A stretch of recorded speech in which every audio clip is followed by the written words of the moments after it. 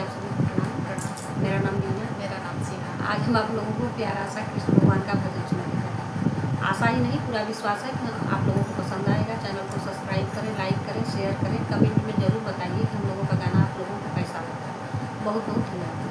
गिरही बसूड़िया बजाव चित चोर रे, बजाव चित चोर रे, चलू चली सखिया जमुना के ओर रे, कि चलू चली सखिया जमुना के ओर रे। गिरही बसूड़िया बजाव चित चोर रे, बजाव चित चोर रे, कि चलू चली सखिया जमुना के ओर रे, कि चलू चली सखिया।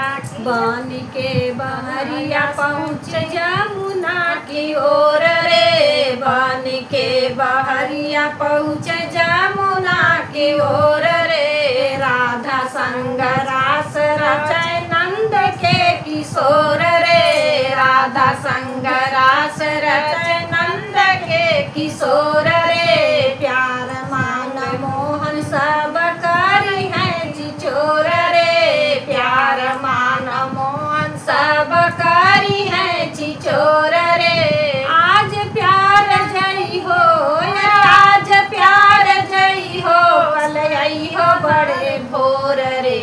चलू चल सखिया जमुना के ओर रे, कि चलू चली सखिया जमुना के ओर रे।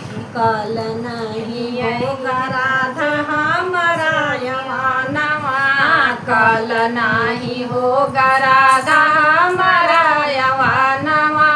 बानी चूड़ी हार तो हरे यवानवा, बन चूड़ी हारी नहीं तो हरे भवानवा।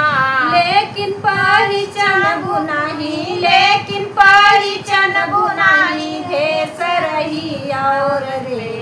चलू चली सखिया जमुना के ओर रे, कि चलू चली सखिया जमुना के ओर रे। ब्रज में पधार सखी नाही चूड़ी वाली रे, ब्रज में पधार सखी नाही चूड़ी वाली रे। बैठू सखी चूड़िया निकालू रे, बैठू सखी चूड़िया निकालू रे।